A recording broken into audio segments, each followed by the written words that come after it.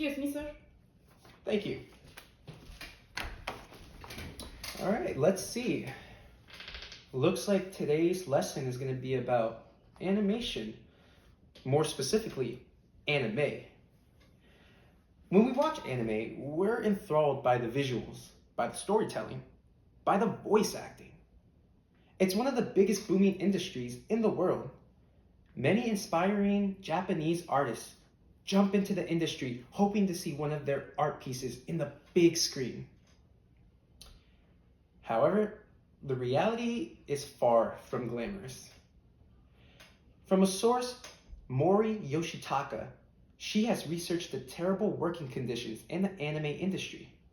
I'm going to pull up that article right now. Transnational production system has led to the lasting poor labor conditions suffered by Japanese animators. Today, we're going to be looking at the truth about Japanese animators, an industry filled with passion, but also pressure, low pay, and intense working conditions. Point number one, the struggle for fair pay. I'm talking about in-betweeners. Most new animators, they become in-betweeners. These artists draw the in-between frames between keyframes. Your keyframes are your eye candy frames, but the in-between frames, they're just quick movements to get back onto the main pictures. They're integral to the product, but yet they are only paid by a piece rate basis.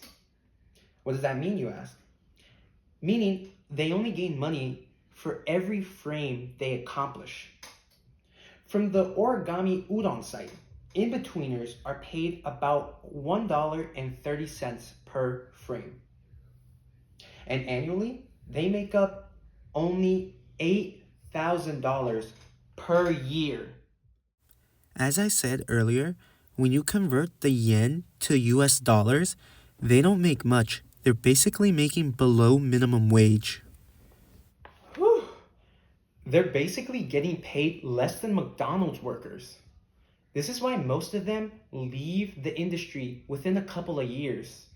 Compare this to America's average found on salary.com. I'm going to pull this up real quick.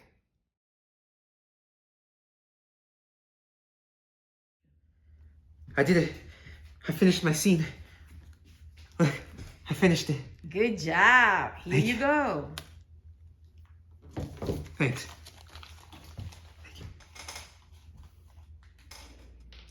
Point number two, the work culture, long hours and deadlines. Japan's work culture is brutal. According to the NAFCA survey, the average working hours for the anime industry personnel stood at 219 hours, noticeably higher than the national average of 162.3 hours. Out of the respondents, 71.4% reported working 8 hours or more per day, and 30.4% stated working 10 hours or more daily. Only having 6 days off per month on average. We're going to check that out real quick.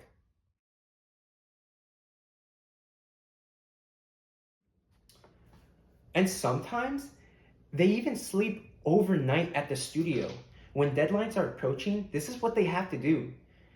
They do this to meet the demands of the production committee, which are large groups of investors and producers who expect constant output no matter the cost.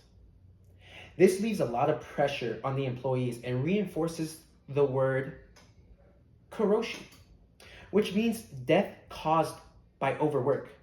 And I'm going to pull this up real quick.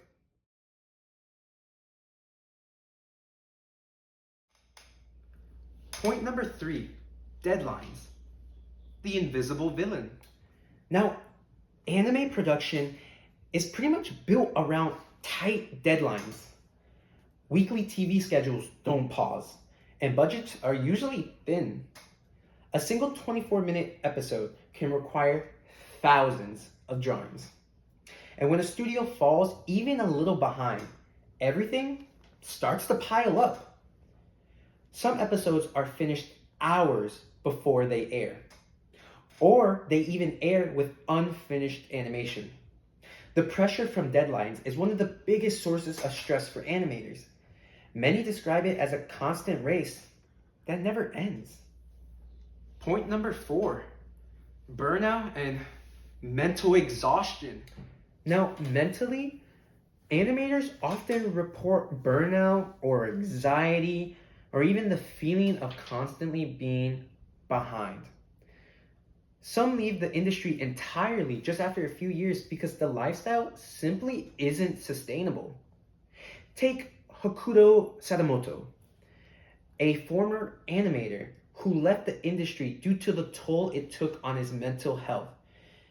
In an interview with New York Times, he said, I'll make amends in the future. Until then, I'll live as an animator who tarnished a masterpiece. because of the pressure that was placed on him, it's clear that he was mentally exhausted, which can be dangerous if unchecked. Point number 5, harassment at work. For many animators, harassment can be a regular part of the job. I know, crazy. Older animators or supervisors often shout at or belittle younger workers. The pressure to perform at all costs means many animators are pretty much afraid to speak up. And with so many freelance animators in the mix, there's little job security or even legal protection. Without union representation or even basic labor laws that actually follow through with what they say, animators are left feeling alone. It's this culture that keeps animators in the circle of fear and silence. While studios profit from their hard work. Now, I want to say one of the studies from NAFCA found that 65.8% reported experiencing harassment, and a shocking 85.6% said that they had seen or heard colleagues being harassed in the workplace.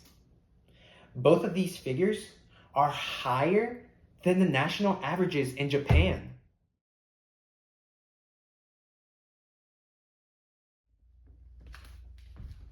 Hey, doofies.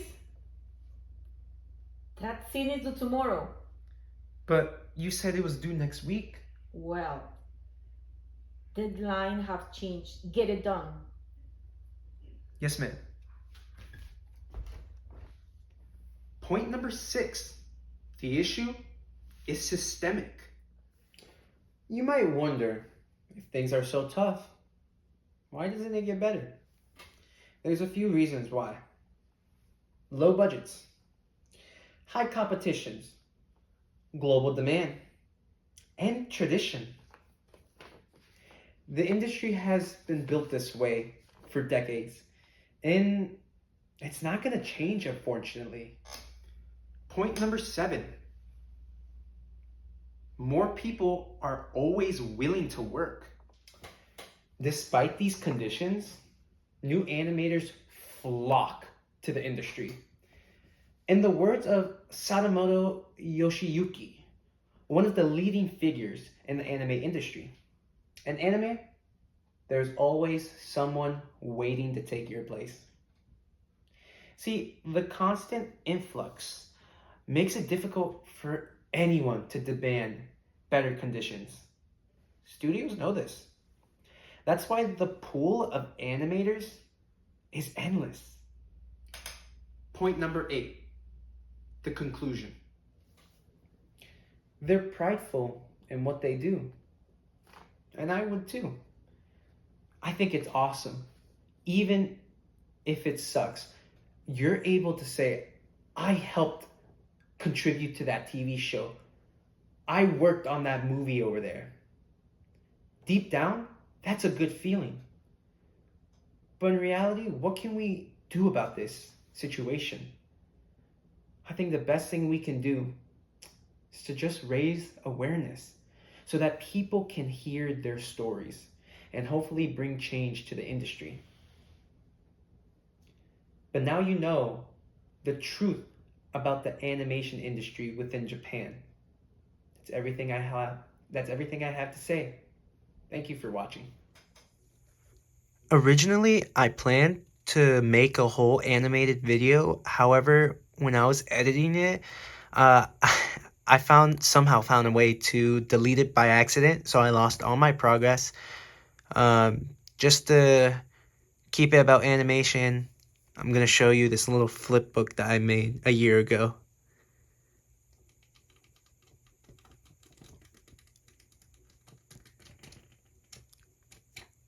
Thanks for watching.